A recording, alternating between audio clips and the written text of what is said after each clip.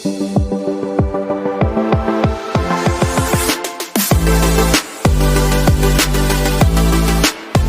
विकास विश्वकर्मा आप सबका स्वागत करता हूं विकास स्टडी पॉइंट में। सो दोस्तों, इस वीडियो में हम बात करने वाले हैं क्लास 12 का चैप्टर नंबर 6, जो कि हमारा ऑलरेडी रनअप पे है। ठीक है, फर्स्ट पार्ट उसका अपलोड हो चुका है, ये है सेकंड पार्ट। ठीक है, भक्ति सूफी परंपराएं। आई होप सो आपको चीजें समझ में आई होगी। पिछले जो पार्ट में मैंने आपको सारा चीज क्लियर करवा दिया था। अब हम बढ़ते हैं आगे। देखिए, यहाँ पे चीजों को समझिएगा, बहुत इजी चैप्टर है, बस हमें समझने वाली बात है कि भक्ति सूफी परंपरा क्या है।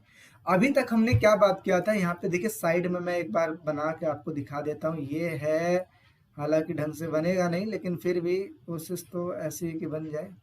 ये सपोज भारत है, ठीक है। भारत में मैंने आपको पिछले वीडियो में आपको बताया था, ये ईस्ट इसे कहते हैं, वेस्ट इसे कहते हैं, नॉर्थ इसे कहते हैं, साउथ। तो अभी हमने ये देखा कि जो भक्ति आंदोलन था वो स्टार्ट हुआ था कहाँ पे, दक्षिण में स्टार्ट हुआ था। और किस नाम से स्टार्ट हुआ था, तो हुआ था अलवार और नैनार। नैनार इस नाम से स्टार्ट हुआ था। लेकिन अब हम बात करने वाले ये हैं कि अब ऊपर का जो हिस्सा है, उत्तर में कौन सा आंदोलन स्टार्ट हुआ और उसको स्टार्ट करने वाला कौन था। इन्हीं सब चीजों के बारे में हम पढ़ने वाले हैं। ठीक है ना। तो अब चलिए समझते हैं। दक्षिण हमने बात कर लिया पहले पार्ट में, अब हम बात करेंगे उत्तर में। तो देखिए, यहाँ पे समझने वाली बात है कि उत्तर भारत में नए भक्ति मार्ग कौन कौन से, किनके किनके बारे में पढ़ने वाले हैं। तो सबसे पहले हम पढ़ने वाले हैं कबीर जी के बारे में।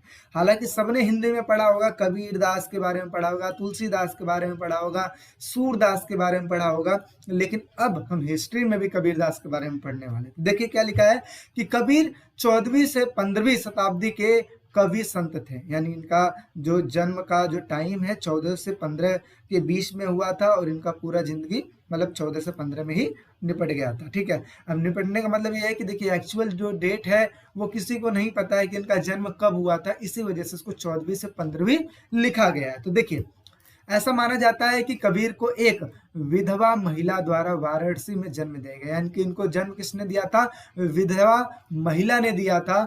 परंतु विधवा होने के कारण, वो तो विधवा है और पाल पोस तो पाएंगे नहीं इनको, तो इसी वजह से वो क्या करती हैं, वो जो लेडी थी वो क्या करती हैं, इनको, इनकी जो माता जी हैं वो इनको लहर तारा नदी के पास छोड़ के चली गई। यानी कि नदी के पास छोड़ के चली गई। आगे क्या होता है, उनके बाद इनका पालन पोषण कौन करता है, जुलाहा दंपत्ति करते हैं। अभी कहोगे सर ये क्या है जुलाहा दंपत्ति, तो जुलाहा दंपत्ति क्या होता है कि जो कि कपड़ा उपड़ा जो बुनते हैं ना, उन्हीं को जुलाहा दंपत्ति कहा जाता है ना, जो बुनने का कार्य करते हैं। तो देखिए, उसके बाद उनका पालन पोषण एक जुलाहा दंपत्ति ने किया था, जिनका नाम था नीरू और नीमा के द्वारा किया गया था। आगे कबीर ने अपनी रचनाओं द्वारा परम सत्य का वर्णन किया है। उन्होंने भगवान को निराकार बताया, यानी कि उनका आकार नहीं है, ये उन्होंने बताया है। और एकेश्वरवाद का समर्थन किया है। क्या, एकेश्वरवाद, यानी कि आप भगवान को एक ही मानो और उसमें क्या है कि आप अपना पूरा इन्वॉल्व हो जाओ। ये नहीं कि मूर्ति बनाए जा रहे हो हैं और उनकी पूजा किए जा रहे हो, तो ये चीज नहीं। कबीरदास ने कहा है जी, जो भगवान है वो निराकार है, जो कि दिखाई नहीं देते हैं, और जो जिनको हमने देखा नहीं है, और जो जिनको हमने देखा नहीं है उनका हम मूर्ति कैसे बनाएंगे। तो ये चीज है। ठीक है, और कबीर दास के जो गुरु थे उनका नाम था रामानंद। ठीक है, आगे और फिर क्या होता है, कबीर की वाणी को विजक नामक ग्रंथ में रखा गया था। ठीक है, तो ये जो कबीर दास की जो ग्रंथ थी, कबीर विजक, कबीर ग्रंथावली, कबीर पदावली, ये 3 टाइप्स की जो विजक थी, इनमें ही क्या है, इनके वर्णन किए गए हैं, इनके रचनाओं का वर्णन किया गया है। आगे इनके कई पद गुरु ग्रंथ साहिब में भी दिखते हैं। इनके जो कई सारे जो पद होते हैं वो किस में देखने को मिलते हैं, गुरु ग्रंथ साहब पुस्तक में भी, ग्रंथ में भी देखने को मिलते हैं। आगे बिजक को कबीर पंथी यानी कि कबीर को मानने वाले द्वारा वाराणसी और उत्तर प्रदेश में सुरक्षित रखा गया। ठीक है, सुरक्षित रखा गया, यानी कि जो भी इनके ग्रंथ थे इनको सुरक्षित करके रखा गया था उत्तर प्रदेश में। ठीक है, उत्तर प्रदेश वाराणसी में। ठीक है, आगे समझते हैं। कबीर के छंदों को 3 अलग अलग परंपराएं में संकलित किया गया, जो कि मैंने कबीर विजय, कबीर ग्रंथावली, कबीर पदावली। ठीक है ना, इन सब चीजों में रखा गया है। नेक्स्ट बात करते हैं। अब यहाँ पे हमने बात किया कबीरदास के बारे में, अब हम यहाँ पे बात करेंगे मीराबाई के बारे में। तो देखिए मीराबाई के बारे में अगर मैं बात करूं तो सबने सुना होगा कि मीराबाई किसकी भक्त थी, कृष्ण जी की भक्त थी, और एक्चुअल में पति इन्हीं को मानती थी। और आगे चल के इन्होंने घर बार त्याग दिया, घर बार त्यागने के बाद फिर जोगिया वस्त्र धारण करके घुमा करती थी। तो ये सारा चीज इनके साथ हुआ। तो देखिए क्या होता है, देखिए मीराबाई का जन्म कहाँ हुआ था, राजस्थान में हुआ था। दूसरा, ये कब की कवि है, 15वीं से 16वीं शताब्दी की कवि है, ठीक है। आगे इनके पिता का नाम था रत्न सिंह। मीराबाई बचपन से ही कृष्ण भक्त थी और इन्हीं को एकमात्र अपना पति मानती थी। आगे इनकी मर्जी के खिलाफ इनका विवाह हो जाता है, जो कि मेवाड़ के जो राजा थे सिसोदिया कुल में इनका जन्म मतलब विवाह कर दिया जाता है। आगे फिर क्या होता है, आगे चल के इन्होंने दाम्पत्य जो जीवन होता है उसको निभाने से मना कर दिया। उनका जो दायित्व है, मतलब एक तरीके से मान लो विवाह कर दिया गया, तो जिस घर में जाएंगी तो जाहिर सी बात है वहाँ की सारी रिस्पॉन्सिबिलिटी इनकी होगी ना। लेकिन आगे चल के क्या होता है कि जब इनकी पति की मृत्यु हो जाती है तो ये क्या करती हैं, ये अपने आप को मतलब क्या होता है कि दायित्व से हटाकर ये निकल जाती है। इनको महलों में अच्छा नहीं लग रहा था, ये निकल गई। और ये एक्चुअल में पति कृष्ण जी को मांगते थे, इस वजह से ये जोगिया वस्त्र धारण करती है ना, जोगिया वस्त्र धारण करती है, जो ऑरेंज कलर का होता है ना, उनको धारण करती हैं। और जाहिर सी बात है, हमें पता है कि जो विधवा औरत होती हैं वो ज़्यादातर जो होता है व्हाइट साड़ी पहनती है। लेकिन इनका मानना था कि मैं उनको पति मानती ही नहीं हूँ, मैं तो पति मानती हूँ कृष्ण जी को। तो कृष्ण भगवान तो कभी मतलब डेथ होगी नहीं उनकी, तो इसी वजह से मेरे जो पति हैं उनका सुहाग, तो मतलब मेरे जो पति हैं उनकी हत्या मतलब मृत्यु हुई नहीं है, तो मैं क्यों पहनूं, ठीक है। तो इसी वजह से ये जोगिया वस्त्र धारण करके कृष्ण जी के प्रेम में निकल पड़ी और उनको ढूंढने निकल पड़ी, ठीक है। आगे क्या होता है, मीराबाई के गुरु का नाम रैदास था, ये याद करके रखिएगा, 1 नंबर के क्वेश्चन में आता है, ठीक है। मीराबाई के गुरु के नाम, कबीरदास के गुरु के नाम, और एक और है आगे भी पढ़ोगे आप, क्या बोलते हैं, हाँ मीराबाई के गुरु का नाम हो गया और कबीरदास, बस 2 ही है, ठीक है। 2 को याद करके रखिएगा। 1 नंबर के क्वेश्चन मोस्ट इंपॉर्टेंट है, कई बार ये पूछा गया है, ठीक है। आगे समझते हैं। इनकी कृष्ण भक्ति पंथ आज भी प्रसिद्ध है, यानी कि इन्होंने बहुत सारी रचनाएं रची हैं, जो कि इनको जो ये गाना गाया करती थी ना, जो गीत गाया करती थी, इनको कई सारे ग्रंथों में संकलित कर दिया जाता है। और 10वीं क्लास में है ना, खासकर यूपी बोर्ड में इन सब जगहों पे मतलब बोर्ड में पढ़ाया भी जाता है, ठीक है। आगे समझते हैं। मीराबाई के गीत ने गुजरात और राजस्थान में गरीब और निम्न जाति के लोगों को प्रेरित किया, यानी कि इन्होंने जो गीत गाया वो सबसे ज्यादा प्रेरित किसको किया था, गुजरात और राजस्थान में, क्योंकि राजस्थान में इनका जन्म ही हुआ था। तो आई थिंक आप लोग को समझ में आ गया होगा। नेक्स्ट बात कर लेते हैं, अगला देखते हैं कि गुरु नानक। अब समझते हैं क्या, गुरु नानक का जो जन्म हुआ था वो हुआ था पंजाब में, और कहाँ हुआ था, ननकाना गांव में हुआ था। और फिर क्या होता है कि इनकी जो जिंदगी गुजरती है अधिकतर कहाँ गुजरती है, सूफी और भक्त संतों के बीच गुजरा करती थी, ठीक है। और आगे चल के इन्होंने क्या किया, देश भर की इन्होंने यात्रा की थी। हाँ, एक चीज और कहा जाता है कि गुरु नानक जी थे, गुरु नानक जी का जो शादी है बचपन में ही, यानी कि कम उम्र में ही तय कर दिया गया था, मतलब शादी कर दी गई थी, ठीक है। आगे समझते हैं। उन्होंने भगवान को रब कहा है, और निर्गुण भक्ति का प्रचार किया है, निर्गुण भक्ति। अब आपसे क्वेश्चन ये पूछा जाता है कि निर्गुण भक्ति के कोई 2 एग्जाम्पल दीजिए। तो जैसा कि आपने देखा कबीरदास जी थे, ये निर्गुण भक्ति किया करते थे, और दूसरा गुरु नानक जी हैं जो ये निर्गुण भक्ति किया करते थे। और अगर सगुण भक्ति के बारे में मैं बात करूं तो ये है मीराबाई, जो कि हम फर्स्ट पार्ट में ही पढ़ चुके हैं, ठीक है। आगे समझते हैं। हिंदू मुस्लिम धर्म और उनके रीति रिवाजों को पूर्ण रूप से इन्होंने नकार दिया था। भक्ति का तरीका इन्होंने बोला था, स्मरण कीजिए, सिर्फ और सिर्फ स्मरण करिए, दिल से याद कीजिए भगवान को और उनके नाम जपते रहिए, हमेशा जप करते रहिए, यही भक्ति का मार्ग है, ठीक है। आगे क्या होता है कि गुरु नानक के अनुसार रब का कोई लिंग या रूप नहीं है, इस वजह से उनका कोई आकार नहीं है, ठीक है। उनके विचारों को पंजाबी में शब्द नामक भजनों के माध्यम से व्यक्त किया गया है। और आगे चल के क्या होता है कि जाति प्रथा, छुआछूत वर्ग के विरुद्ध होकर मानवता का समर्थन किया। इन्होंने जाति प्रथा को नकार दिया, इन्होंने छुआछूत जैसी चीजों को भी नकार दिया, और आगे चल के इन्होंने मानवतावाद का समर्थन किया, क्योंकि सब कहते नहीं है कि मानवता ही एक ऐसी चीज है जो इंसान को इंसान बनाती है। आगे ग्रंथ इनका जो था वो है गुरु ग्रंथ साहिब, जो जैसा कि आप देख सकते हो। तो इनके बारे में आप ये चीजें याद कीजिएगा। तो जैसा कि हमें समझ में आ गया कि उत्तर वाला भी हमने बात कर लिया, यानी कि जो हमारा देश है, देश के दक्षिण में तो हमने बात कर ही लिया था अलवार और नैनार के बारे में। अब हमने उत्तर वाले भी बात कर लिया, जहाँ पे हमने गुरु नानक देख लिया और इनके अलावा कबीरदास जी के बारे में पढ़ लिया, मीराबाई के बारे में पढ़ लिया। ठीक है, ये याद करके रखिएगा गुरु ग्रंथ साहिब। नेक्स्ट बात करते हैं, आप समझते हैं स्त्री भक्त। जैसा कि हमने पढ़ा ना दक्षिण वाला, तो दक्षिण में हमें पता लगा था कि जो अलवार है और दूसरे क्या है, नैनार है। तो अलवार कौन हुआ करते थे, विष्णु जी के भक्त हुआ करते थे, और नैनार कौन हुआ करते थे, नैनार कौन हुआ करते थे, जो कि शिव जी के भक्त हुआ करते थे। अब जो अलवार थे, अलवार में जो इनके सबसे ज्यादा जो एक ऐसी लेडी थी जो अपने आप को सबसे बड़ा भक्त बताती थी, और वाकई में वो थी भी, उनका नाम था अंडाल।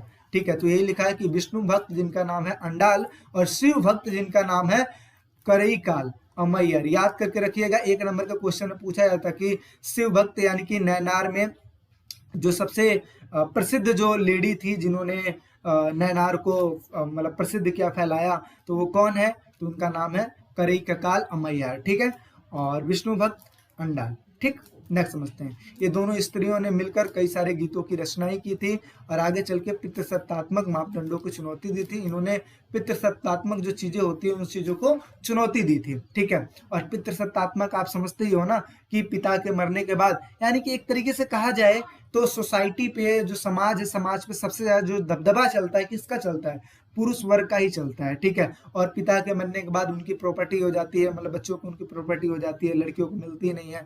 तो इन सब चीजों को इन्होंने चुनौती दी थी। आगे अंडाल खुद को विष्णु की प्रेयसी मानकर अपनी भावनाओं को छंदों में व्यक्त करती थी।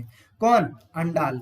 ठीक है, और ऐसे ही करईकाल अम्मैयार ने शिव को पाने के लिए घोर तपस्या का मार्ग अपनाया था। ठीक है, तो ये है अंडाल जैसा कि आप देख सकते हो, और ये है करईकाल अम्मैयार। ठीक है, ये है।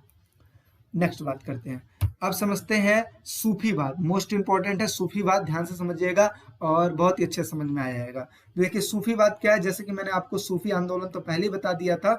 अब सूफीवाद क्या है और इसका विकास कैसे हुआ, तो देखिए सूफी शब्द का जो उत्पत्ति हुआ था, ऐसा माना जाता है जो सूफी वर्ड है वो है ऊन से बना हुआ है। ठीक है, और कई सारे विद्वानों का मानना है कि सूफी का उत्पत्ति कहाँ हुआ, किससे हुआ है, सफा से हुआ है, यानी कि साफ पवित्र वस्त्रों से लेना देना है। यानी कि जो सूफी वर्ड है ना, ये क्या है, ये साफ और पवित्र जो वर्ड है, जो कपड़े होते हैं उनसे लिया गया है ये चीज। ठीक है, क्योंकि ये देखो साफ पवित्र तो लिखा ही है, साथ में ऊन भी है, तो इस वजह से साफ सुथरे जो कपड़े होते हैं उनको भी सूफी कहा जाता है। तो देखिए अब आगे क्या होता है कि रहस्यवादी एवं उदारवादी विचारों से प्रभावित होकर इस्लाम धर्म में एक संप्रदाय का उदय हुआ। अब ये क्या है, रहस्यवादी। अब जैसे कि आप देखते हो कि भक्त जो हिंदू धर्म में है, हिंदू धर्म में भी बहुत सारे धर्म बनते चले जा रहे हैं। क्यों, क्योंकि कई सारे लोगों को बहुत सारी ऐसी चीजें हैं जो कि कमियां नजर आती हैं और उन कमियों को दूर करके एक नया धर्म बना लेते हैं। और ऐसे ही इस्लाम में भी हुआ, इस्लामों में भी कई सारे ऐसे धर्म संप्रदाय बना दिए गए। तो कुल कुछ कमियां होती है, कमियों को दूर करके चीजें बनाई जाती हैं। तो यही लिखा है कि रहस्यवादी एवं उदारवादी विचारों से प्रभावित होकर इस्लाम धर्म में एक संप्रदाय का उदय हुआ। इस्लाम धर्म में एक संप्रदाय का उदय हुआ जिनको क्या कहा जाता है, सूफी संप्रदाय कहा जाता है। अब इस लाइन को आप याद कर लेंगे तो ज्यादा ही अच्छा है। ठीक है, आगे समझते हैं। सूफीवाद का जन्म इस्लाम के उदय से हुआ था, यानी कि सूफीवाद कहाँ से आया था, इस्लाम से ही आया था। आगे 11वीं शताब्दी तक सूफीवाद एक पूर्ण विकसित आंदोलन बना, जिसका सूफी और कुरान से जुड़ा अपना साहित्य था। यानी कि एक पूर्ण विकसित आंदोलन भी बना था और आगे चल के क्या हुआ, इन्होंने अपना एक कुरान भी लिया था जो कि सूफी कुरान से जुड़ा हुआ साहित्य था। आगे क्या होता है, संस्थागत दृष्टि से अगर कहा जाए तो सूफी अपने को एक संगठित समुदाय खानखा के इर्द गिर्द स्थापित करते थे। यानी कि जो सूफी लोग रहते थे कहाँ रहते थे, ये एक खानका में संगठित रहा करते थे। यानी कि खानका अब है क्या, खानका उसको कहा जाता है जहाँ पे सूफी लोग रहा करते थे। ठीक है, खानका क्या है जो कि हम आगे पढ़ने वाले हैं।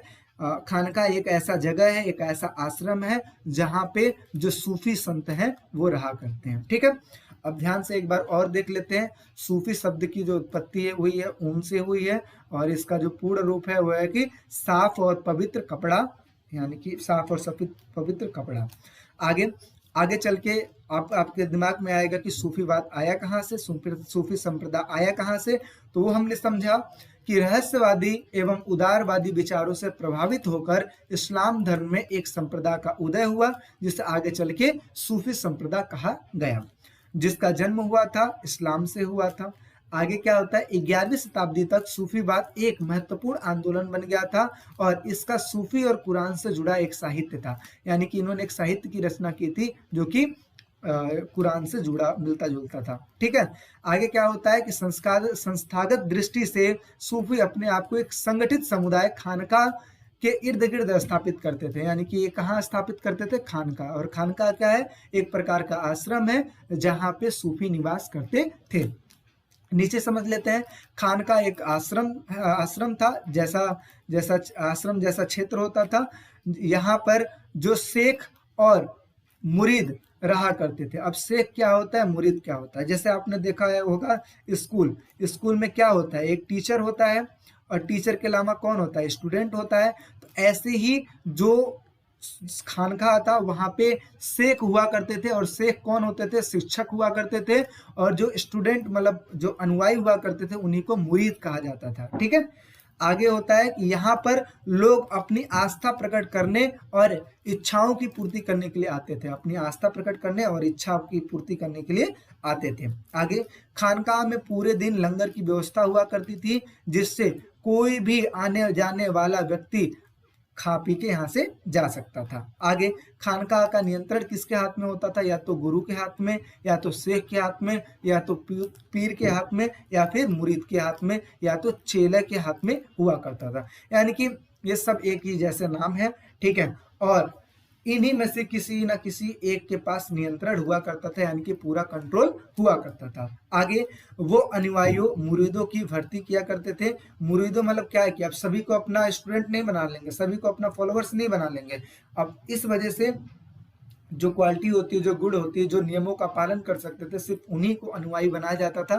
ठीक है, और जो खलीफा होते थे, खलीफा जो ज्ञान वगैरह दिया करते थे, ठीक है, तो वाइस खलीफा की नियुक्ति किया करते थे। ठीक है ना, तो इस तरीके से यहाँ पे जो खानकाह था वहाँ पे शिक्षक यानी कि शेख और मुरीद रहा करते थे, और यहाँ पे इस तरीके की व्यवस्था थी।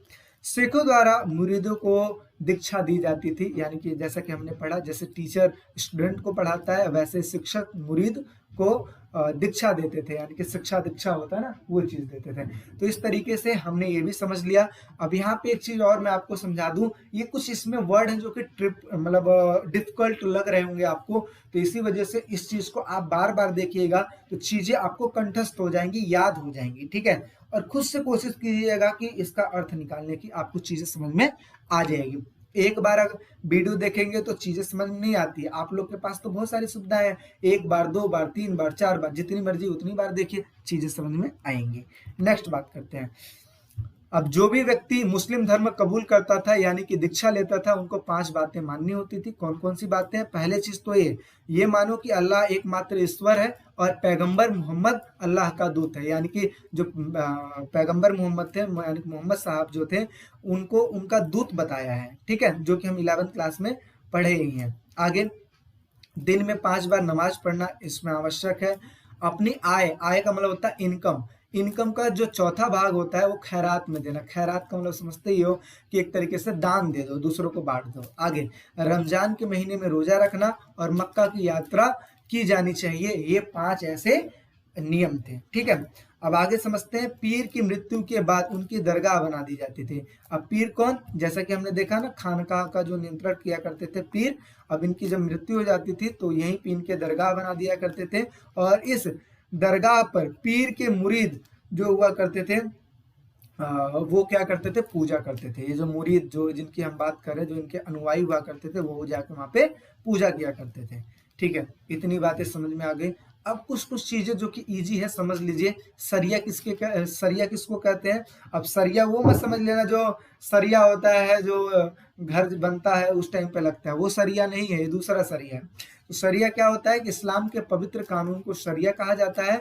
और सरिया दो टाइप्स के थे, एक बासरिया और एक बेसरिया। बासरिया किसे कहते हैं और बेसरिया किसे कहते हैं समझते हैं। देखिए, बासरिया जो इस्लाम के पवित्र कानून को जानते थे, मानते थे, उसे फॉलो करते थे, उसे बासरिया कहते हैं। और बेसरिया उसे कहते हैं जो कि पवित्र कानून को नहीं मानते, उसे बेसरिया कहते हैं। देखिए, ये जो बेसरिया है ना, ये हमारे पेपर में आया था जिस टाइम पे हमने एग्जाम दिया था 2016 में, उस टाइम पे ये आया था। ठीक है, तो इस वजह से चीजें याद करके रखिए, ज्यादा इजी है। अब समझते हैं बासरिया क्या होता है। इस्लाम के पवित्र कानून को जानने और मानने वाले तथा खानकाह में रहने वाले लोगों को बासरिया कहा जाता था। बेसरिया किसको कहते हैं? वे लोग जो इस्लाम के पवित्र कानून को ना जानते थे और ना ही मानते थे, और ये क्या करते थे, ये घूम घूम कर संगीत द्वारा धर्म प्रचार एवं भक्ति किया करते थे। इन्हें बेसरिया कहते थे, मतलब ये बेसरिया कहलाते थे। ठीक है, और फॉर एग्जाम्पल के लिए कलंदर, मदारी, हैदरी, इन लोगों को कहा जाता था। ठीक है, आगे समझते हैं। दोनों चीज समझ में आ गया। अब समझते हैं जिम्मी क्या होता है। जिम्मी देखो बहुत ही इजी वर्ड है। इजी वर्ड कैसे होगा, इस चीज को समझिए। देखिए, ऐसा माना जाता है कि जो गैर मुस्लिम होते थे ना, जो गैर मुस्लिम होते हैं, गैर मुस्लिम को क्या कहते हैं? गैर मुस्लिम को क्या कहते हैं? जिम्मी कहते हैं। गैर मुस्लिम को क्या कहते हैं? जिम्मी कहते हैं। कैसे? आपको पता है बहुत पहले सल्तनत काल चला करता था, जैसे अकबर का टाइम, अकबर से पहले का जो टाइम था, वहां पे उस टाइम पे सल्तनत का काल चलता था। तो वहां पे जाहिर सी बात है मुसलमानों की संख्या ज्यादा थी। तो अब जो गैर मुस्लिम थे, यानी कि जो मुस्लिम नहीं थे, जैसे कि हिंदू हो गए, जैसे कि ईसाई हो गए, जैसे कि यहूदी लोग हो गए, इन्हीं लोगों को जिम्मी कहा जाता था। तो याद कैसे करना है? जो गैर मुस्लिम हुआ करते थे उन्हीं को जिम्मी कहा जाता है। अब जो लिखा है उसको ही पढ़ लेते हैं। देखिए, मुस्लिम शासकों द्वारा उनकी सल्तनत में रह रहे अन्य धर्मों के लोगों से जजिया नामक कर वसूला जाता था। यानी कि जो अन्य धर्म के थे ना, यानी कि मुस्लिम नहीं, अन्य धर्मों के जो लोग थे उन्हीं से जजिया नामक कर लिया जाता था। आगे, ऐसे लोग जो राज्य के धर्म के अलावा किसी अन्य धर्म का पालन किया करते थे जिम्मी कहलाते थे। ठीक है, जैसे कि हिंदू, ईसाई और यहूदी लोग। ठीक, समझ में आ गया। नेक्स्ट समझते हैं खलीफा। खलीफा क्या होता है? देखिए, बहुत ही इजी वर्ड है। इस्लाम धर्म में सबसे सम्माननीय व्यक्ति को क्या कहा जाता है? खलीफा कहा जाता है। ठीक है, इस्लाम धर्म में जो सबसे सम्माननीय व्यक्ति होता है उसी को खलीफा कहा जाता है। समझ में आ गया। अब आगे समझते हैं कुरान शरीफ क्या है। इस्लाम की पवित्र जो पुस्तक थी उसी को कुरान शरीफ कहते हैं। जैसा कि आप देखते हो ना, जो मुस्लिम वर्ग होते हैं वो कहते हैं कि हमारे कुरान में लिखा हुआ है, तो वही चीज है। तो कुरान शरीफ क्या है? इस्लाम की पुस्तक, पवित्र पुस्तक कुरान शरीफ है।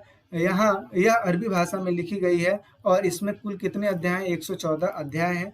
मुस्लिम परंपरा के अनुसार कुरान उन संदेशों का संकलन है जो कि अल्लाह यानी कि भगवान ने अपने दूत अर्कल जिब्रिल के माध्यम से मक्का और मदीना में 610 से लेकर 632 के बीच मोहम्मद को देने के लिए भेजा था। यानी कि एक तरीके से कहा जाए तो जो अर्कल जिब्रिल थे, एक दूत थे। कौन किसके दूत हैं? भगवान के दूत हैं, अल्लाह के दूत हैं, और उनको एक पुस्तक भेजी गई थी। ठीक है, और किसके द्वारा भेजी गई थी? भगवान के द्वारा, मतलब इनके द्वारा भेजी गई थी। और किसने भेजा था? भगवान ने भेजा था।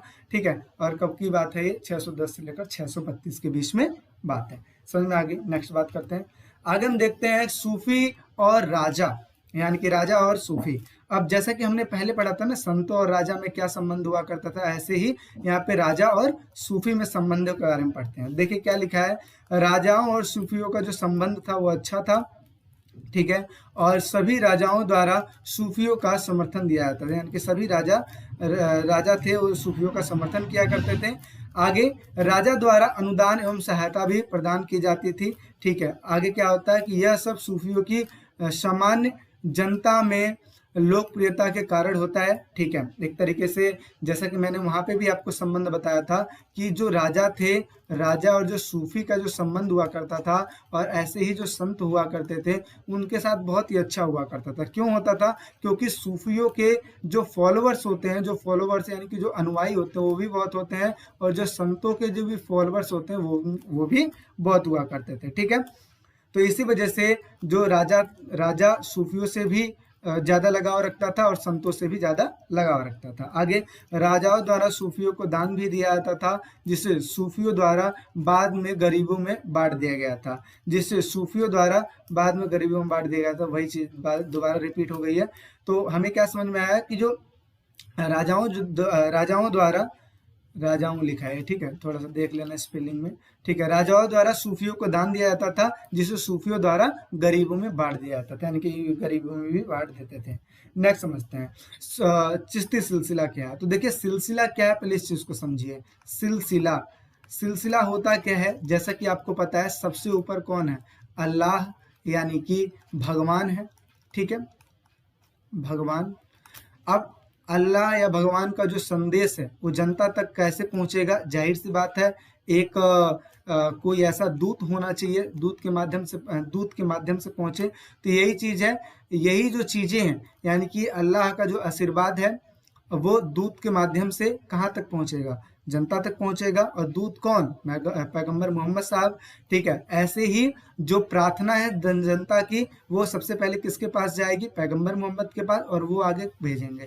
तो एक तरीके से आप देखते हो ना, जो कड़ी होती है ना, कड़ी बनती चली जाती है, ये कड़ी ही है। ठीक है, तो आप समझते हैं चिश्ती संप्रदाय भारत में सबसे अधिक लोकप्रिय संप्रदाय संघ है, तथा इसकी स्थापना ख्वाजा अब्दुल चिश्ती ने 10वीं शताब्दी में की। ठीक है, और चिश्ती संप्रदाय को प्रसिद्ध करने में ख्वाजा मोइनुद्दीन चिश्ती का योगदान रहा है। ठीक है, आगे बात करते हैं। अभी जो चिश्ती है, बार बार हम सिलसिला तो समझ गए, एक प्रकार का सीकड़, एक प्रकार का जंजीर, जो कि मतलब हमें परमात्मा से जोड़े रखता है। ठीक है, लेकिन ये चिश्ती क्या है? चिश्ती है कुछ नहीं, एक जगह का नाम, एक शहर का नाम है। अफगानिस्तान के चिश्ती शहर से लिया गया है, बस ये चिश्ती नाम है। ठीक है, आगे देखिए क्या होता है। ज्यादातर जो सूफी वंश उन्हें स्थापित करने वालों के नाम पे रखे जाते थे। अब जैसे बहुत सारे ऐसे लोग हुए थे जिन्होंने कई सारे जगहों की स्थापना की थी, तो उन जगहों का जो नाम दे दिया जाता था उन्हीं के नाम से रख दिया जाता था। ठीक है, जैसे ख्वाजा मोइनुद्दीन चिश्ती। ठीक है, अब मोइनुद्दीन ने बनाया उस चीज को, इस वजह से उसका नाम मोइनुद्दीन चिश्ती रखा गया। तो ये लिखा है कि ज्यादातर सूफी वंश उन्हें स्थापित करने वाले के नाम पर पड़ा हुआ था। ठीक है, उदाहरण के लिए कादरी सिलसिला, शेख अब्दुल कादिर जिलानी के नाम पे रखा गया था। ठीक है, आगे कुछ अन्य सिलसिलों का नामकरण उनके जन्म स्थान पे हुआ करता था। अब जरूरी नहीं है कि सिर्फ उसके नाम पे ही हो सकता था, उनके जन्म से रिलेटेड भी जो जगह हुआ करती थी उसके नाम से भी हो जाता था। जैसा कि चिश्ती नाम किससे पड़ा था? मध्य अफगानिस्तान के चिश्ती शहर से लिया गया है। ठीक है ना, तो ये चीज है। आगे आ गया, हम नेक्स्ट बात करें तो देखिए अगला क्या लिखा है। अगला लिखा है चिश्ती खानका में जीवन, यानी कि जो चिश्ती खानका में जो लोग रहा करते थे उनका जीवन कैसे हुआ करता। तो ये देखिए, तो खानका सामाजिक जीवन का केंद्र था। ठीक है, 14वीं शताब्दी में यमुना नदी के तट पर शेख निजामुद्दीन की धर्मशाला बहुत ही ज्यादा प्रसिद्ध थी। जो 14वीं शताब्दी में यमुना जो नदी था उसके तट पर शेख निजामुद्दीन की जो धर्मशाला थी वो बहुत ही ज्यादा प्रसिद्ध थी। शेख यहाँ रहते थे और सुबह शाम आगंतुकों से मिला करते थे। आगंतुकों का मतलब होते हैं जो भी आते थे उनको भेंट करने के लिए, उनसे वो मिला करते थे। आगे, वहाँ एक खुली रसोई यानी कि लंगर थी, और यहाँ सुबह से लेकर देर रात तक के जो लोग आया करते थे, रहते थे, खाते थे, पीते थे, है ना, इस तरीके से चीजें वो चलती थी।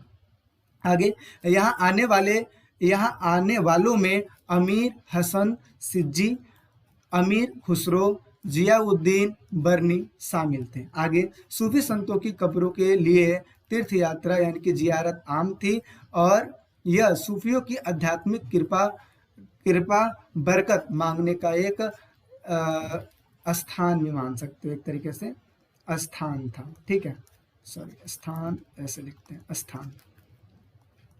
स्थान था। तो कहने का मतलब क्या है कि सूफी संतों की कब्रों के लिए तीर्थ यात्रा यानी कि जो जियारत थी वो एक तरीके से आम थी, ठीक है। और यहाँ पे जो सूफी आते थे वो अपनी एक तरीके से आध्यात्मिक कृपा पाने के लिए आया करते थे, मांगने के लिए आया करते थे, और ये वो स्थान था जहाँ से उनको ये सारी चीज़ें मिलती थी। नेक्स्ट बात करते हैं जियारत किसको करते हैं। तो जैसे कि हमने जियारत पीछे पढ़ा, जियारत एक तरीके से तीर्थ यात्रा है। तो देखिए क्या लिखा कि जियारत का अर्थ है सूफी संतों की कब्रों की तीर्थ यात्रा करना, ठीक है। जो कि जो सूफी संत हुआ करते थे उनकी कब्रों की यात्रा जो करते थे उन्हीं को जियारत कहा जाता था। आगे इसका मुख्य उद्देश्य सूफी से आध्यात्मिक अनुग्रह प्राप्त करना था। संगीत तथा नृत्य जो था, संगीत और नृत्य जियारत का एक महत्वपूर्ण हिस्सा था। कैसे?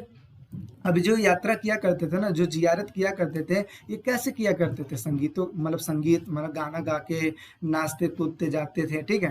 तो आगे मतलब इस तरीके से जाते थे और यात्रा करके आते थे। आगे सूफियों का मानना था कि संगीत और नृत्य मानव हृदय में दिव्य परमानंद पैदा करती है। अब देखो, जैसे आप देखते हो कि आप डांस करते हो, आप गाना गाते हो तो आप खुश रहते हो, है ना। तो यही चीज लिखा है। सूफियों का मानना था कि संगीत और नृत्य मानव हृदय में दिव्य पैदा करते हैं, परमानंद पैदा करते हैं। और सूफीवाद के धार्मिक आयोजन को शाम के नाम से भी जाना जाता है। जो सूफीवाद के जो धार्मिक आयोजन है, इस चीज को किस नाम से जाना जाता है? शाम के नाम से भी जाना जाता है, ठीक है।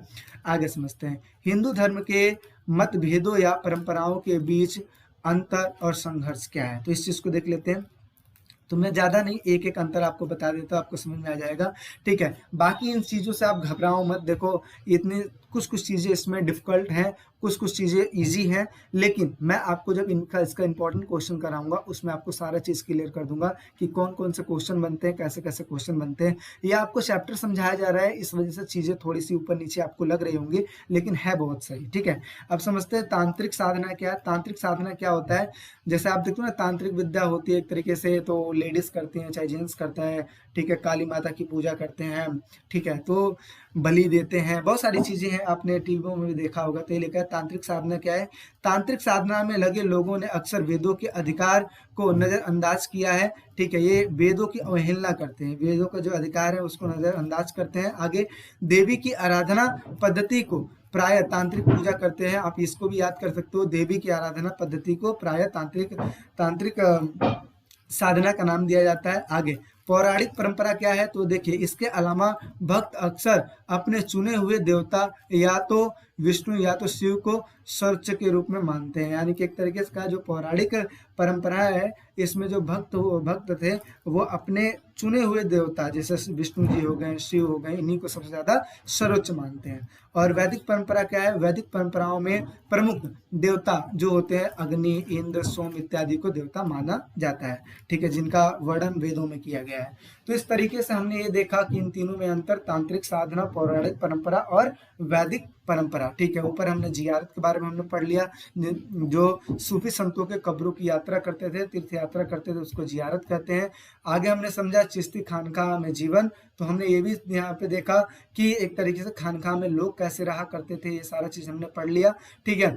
आगे हमने चिश्ती सिलसिला पढ़ा, जहाँ पे हमने ये देखा था जो सिलसिला हुआ करता था वो क्या था। तो जैसे हमने पढ़ा ना, पैगंबर जो मोहम्मद साहब थे, ठीक है, एक तरीके से दूत का काम करते थे और ये अल्लाह का जो ज्ञान था ये जनता तक पहुंचाया करते थे, इसी को सिलसिला कहा जाता था। और चिश्ती एज ए नाम है और कुछ नहीं है, ठीक है। आगे समझते हैं राजा और सूफी में क्या मतलब संबंध था। तो आपको पता, जैसे मैंने बताया, जैसे राजाओं का संतों से संबंध हुआ करता था वैसे ही सूफियों से भी संबंध हुआ करता था। नेक्स्ट समझते हैं बासरिया बेसरिया, तो हमने पढ़ ही लिया है, ठीक है। सरिया के दो टाइप्स, बासरिया बेसरिया।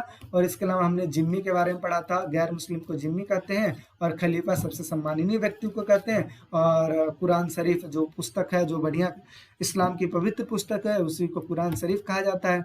और जैसा कि हमने ये पढ़ा है कि मुस्लिम धर्म को अगर अपनाना है तो 5 बातें तो आपकी होनी चाहिए। इससे पहले हमने भारत में सूफीवाद पढ़ लिया है और स्त्री भक्तों के बारे में हमने पढ़ लिया था, अंडाल, और दूसरा है कि करई ककाल मैयार, ठीक है। और इसके अलावा 3 लोगों के बारे में हमने और पढ़ा था, गुरु नानक, मीराबाई और कबीरदास जी। और इस तरीके से क्या होता है, ये इस चैप्टर का मतलब एक तरीके से ओवर हो जाता है। इसमें से कुछ चीज़ें और हैं जो कि मैं नेक्स्ट पार्ट अगर बनाऊंगा तो उसमें कवर अप कर दूंगा। ज़्यादा कुछ नहीं, जो मैंने आपको स्टार्टिंग में बताया था ना, सल्तनत सल्तनत सल्तनत, उसके बारे में हम आपको बता देंगे। ठीक है, बाकी और कुछ नहीं है, बाकी सब यही है। ठीक है, बाकी इंपॉर्टेंट क्वेश्चन मैम कर लेंगे। तो आई होप सो आपको अच्छा लगा होगा, और चलिए मिलते हैं नेक्स्ट वीडियो में अगले चैप्टर के साथ। अभी के लिए टेक केयर, बाय बाय।